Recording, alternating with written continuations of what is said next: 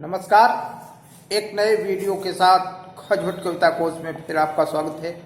इस वीडियो में UP board की 11वीं कक्षा के हिंदी पाठ्यक्रम में निर्धारित गोस्वामी तुलसीदास कृत दोहावली शीर्षक दोहों की सरल व्याख्या प्रस्तुत की गई है। देखें।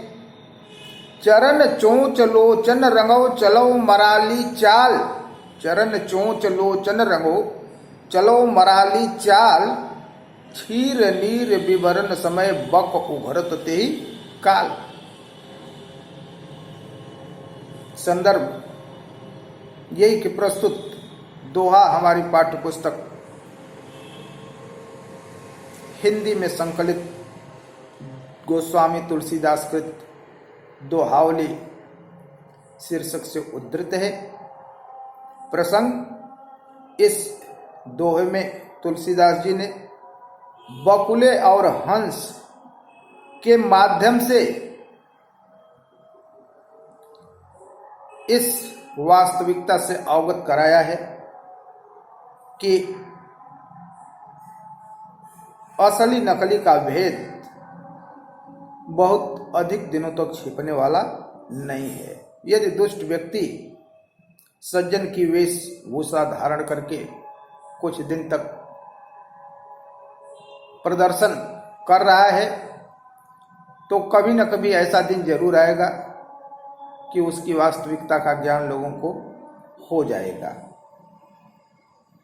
कहते हैं कि चरण चोंच लोचन रंगो, जैसे बकुला होता है वो अपना चरण माने पैर, वो चोंच माने जान ही रहे हैं चोंच, जिससे खाते हैं पीते हैं पक्षी, और लोचन माने आंख, रंगो रंगो माने रंगना, लाल करना। हंस का पैर आंख और चोंच जैसे लाल होता है वैसे ही बकुला का भी लाल होता है। चलो मराली चाल, और वो बकुला जो है वो मराली चाल चलता है, हंस जैसी चाल भी चलता है। देखने वाला समझे कि वो भी हंस है।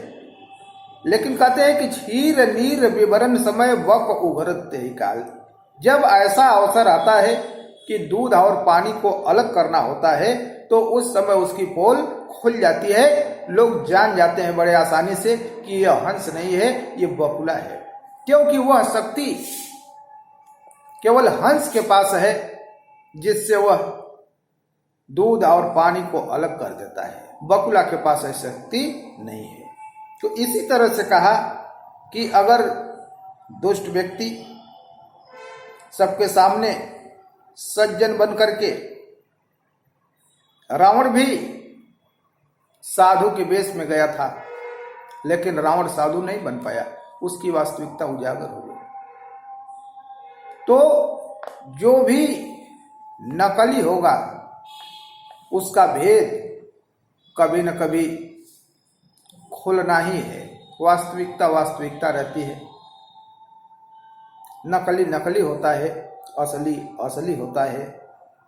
इसलिए तुलसीदास कहते हैं कि चरण चोंच लोचन रंगो चलो मराली चाल, जैसे बकुला अपना पैर चोंच और आंख लाल करके हंस की चाल चलता है, लेकिन जब दूध और पानी को अलग करने की बात आती है उसकी पोल खुल जाती है।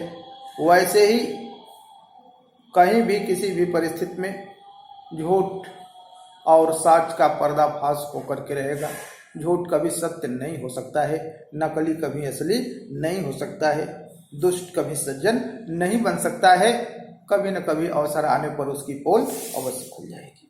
काव्य सौंदर्य, सज्जनों की वेशभूषा धारण करके भी दुष्ट सज्जन नहीं बन सकता है, क्योंकि उसमें सज्जनता के स्वाभाविक गुण नहीं होते हैं, वो अपनी दुष्टता प्रकट कर ही देता है। यही बात बताए। भाषा ब्रज भाषा है, शैली मुक्तक है, शब्द शक्ति अविधा और लक्षणा है, रस शांत रस है, छंद दोहा है, अलंकार अन्योक्ति और अनुप्रास है। आगे देखें। आप कह सब भलो, अपने कह कोई कोय, तुलसी सब कह जो भले, सुजन सराहिय सोई। कहते हैं तुलसीदास कि आप कह सब भलो। संदर्भ वही है, प्रसंग ये बताया गया कि वही व्यक्ति सराहनीय है जो सबकी भलाई चाहता है। ऐसे लोग कम होते हैं, इसी बात को बता रहे हैं। आपको मतलब अपने, सब भले तो सभी लोग भले होते हैं, अपनी भलाई तो सब लोग ही करते हैं, अपना भला कौन नहीं करता है। वो अपने कह कोई, कुछ लोग ऐसे होते हैं जो अपनों की भी भलाई करते हैं, अपने मित्र दोस्त परिवार नाते हित की भलाई भी कर लेते हैं। लेकिन कहते हैं तुलसीदास कि तुलसी सब कह जो भलो, जो सबकी भलाई करता है, जो समाज की भलाई करता है, सुजन सराहिय सोई, वो सज्जन सराहना का पात्र है, वो सज्जन प्रशंसनीय है। तो कहा कि अपनी भलाई तो सब लोग करते हैं, कुछ होते हैं जो अपने लोगों की करते हैं, लेकिन कहते हैं गोस्वामी तुलसीदास जी कि वह सज्जन सराहना का पात्र है, प्रशंसनीय है, जो सबकी भलाई करता है, पूरे समाज की भलाई करता है। काव्य सौंदर्य, भाषा ब्रज भाषा है, शैली मुक्तक है, शब्द शक्ति अविधा और लक्षणा, गुण प्रसाद, रस शांत रस है, छंद दोहा है, अलंकार अनुप्रास है। आगे देखिए, ग्रह भेषज जल पवन पट पाई, कुजोग सुजोग होय कुवस्तु सुवस्तु जग, लखहि सुलक्षण लोक। शब्दार्थ, भेषज कहते हैं औषधि को, दवा। पट माने वस्त्र, कुजोग बुरा जोग, को उपसर्ग है बोरे कहते हैं। और सुजोग माने अच्छा जोग, अच्छी संगत। सुलक्षण माने समझदार।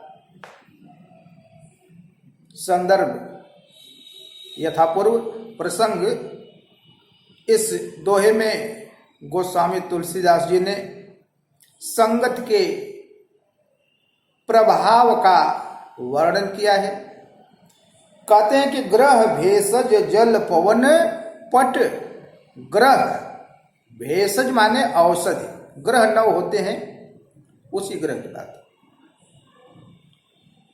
और भेषज माने औषधि, जल माने पानी, पवन माने वायु, और पट माने वस्त्र। 5 नाम लिया इन्होंने। इनको कहा कि पाई कुजोग सुजोग, अच्छी और बुरी संगति पा करके, होय कुवस्तु सुवस्तु जग, ये अच्छी और बुरी वस्तु बन जाते हैं, खुद भी अच्छे बुरे बन जाते हैं। लखहि सुलक्षण लोग, विद्वान लोगों ने ऐसा कहा है, विद्वान लोगों ने ऐसा देखा है, इस रहस्य को विद्वान लोग जानते हैं। सुलक्षण लोग, अच्छे लक्षण वाले विद्वान लोग इस बात को समझते हैं, यही कहा है। ग्रह जब किसी विशेष राशि में किसी को बुरा फल देता है, उसी समय वो किसी दूसरी विशेष राशि में किसी के लिए बहुत ही अच्छा फल देता है। औषधि किसी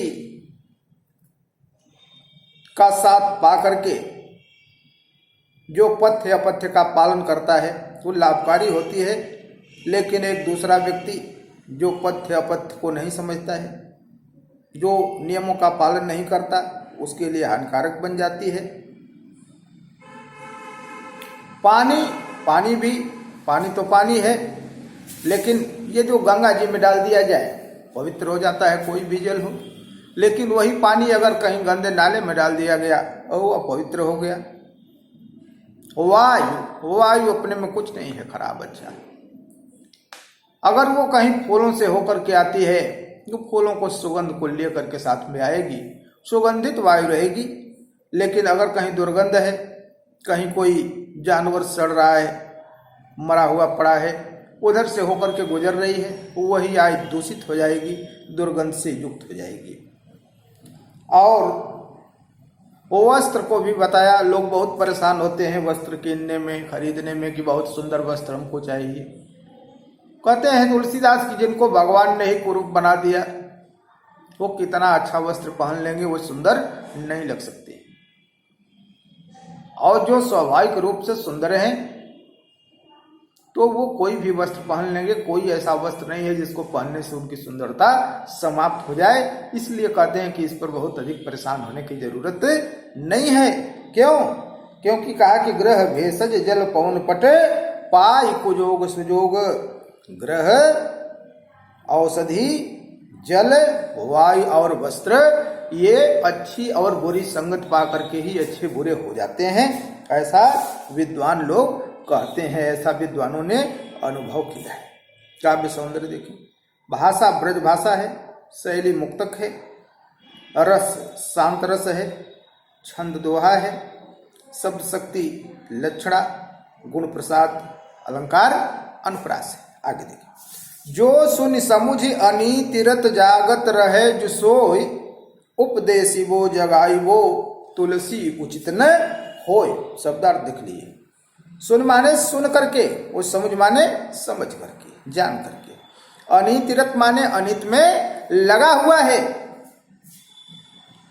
उपदेश वो माने उपदेश देना, जगाई वो माने जगाना। प्रसंग देख लीजिए, इस दोहे के माध्यम से कवि तुलसीदास जी कह रहे हैं कि ऐसे लोगों को उपदेश देना जो जानबूझ करके कुपंथ पर चल रहे हैं उचित नहीं है, मूर्खता है, बेवकूफी है। मना कर रहे हैं कि ऐसे लोगों को उपदेश मत दीजिए। व्याख्या देखिए, जो सुन समुझ अनीतिरत जागत रहे जो सोए। कहते हैं तुलसीदास जी की जो सब कुछ जानबूझ के भी अनीति में लगा हुआ है, जिसे पता है कि मैं गलत काम कर रहा हूं फिर भी कर रहा है, वो जागत रहे जो सोए, जागते हुए भी जो सो रहा है।